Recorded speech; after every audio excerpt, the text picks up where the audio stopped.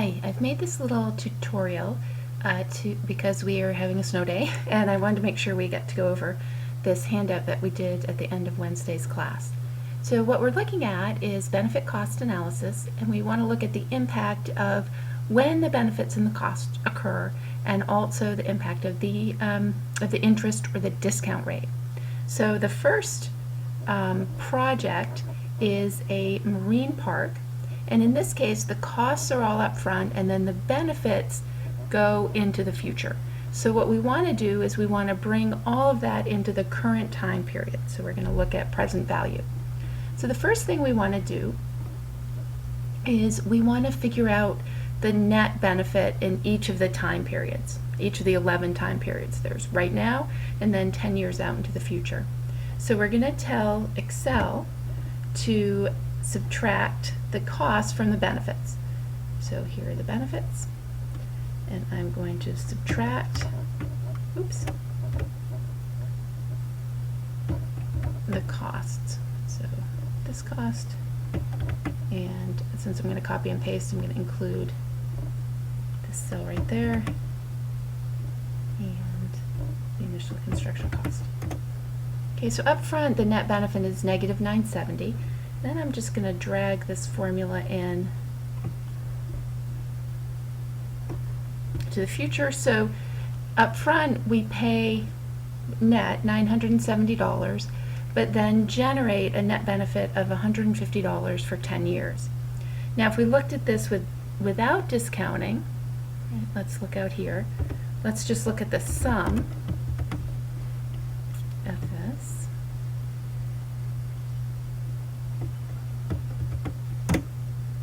It's positive $530. So if we weren't discounting the future at all, we would say, oh, okay, we'll undergo this project. But we know that people have positive time preferences, right? So we need to discount the future. So I'm going to get rid of that for right now. So let's look at here at the first time period. So there's my net benefit, and I want to discount it first by 5% and then by 10%. Right? So let's initially, I'm going to go up here in the formula box, and there are my net benefits. I'm just going to put those in parentheses, and then I'm going to divide that by 1 plus the interest rate. So I'm going to start with 5% raised to the number of years in the future. So notice the number of years in the future is just right up here in this case cell F5. So there's my slightly discounted net benefit in the future, and then I'm just going to copy and paste the rest of that.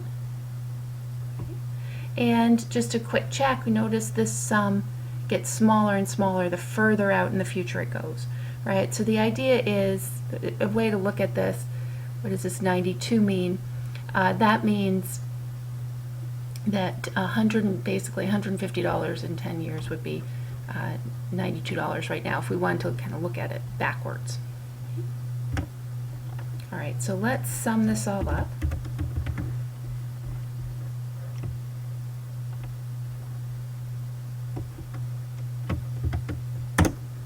Okay, so it still comes out positive for $188, right? So we might still undertake this project.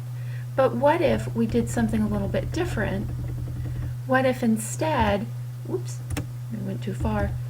What if instead we decided to use a slightly higher discount rate?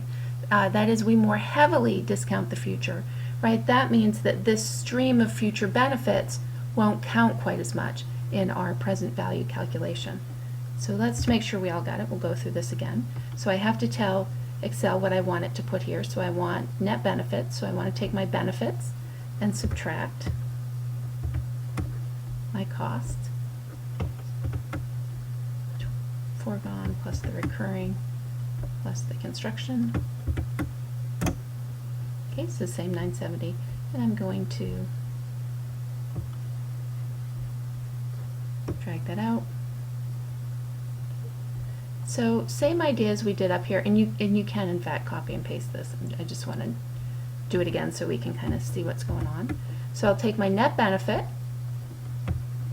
I'm up here in the formula bar, right, so that's that whole thing, and I want to divide it by 1 plus the interest rate, so I'm using 10% this time, raised to the number of years in the future. That's just up here in F5.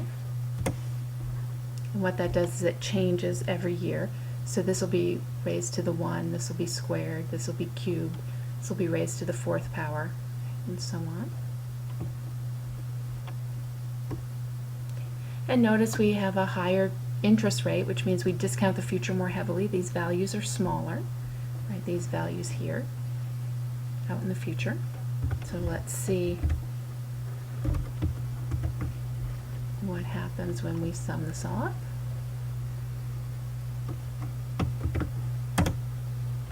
So this comes out negative, right? So if we use a higher interest rate, the cost-benefit analysis shows us negative net benefits, and we wouldn't undertake the project.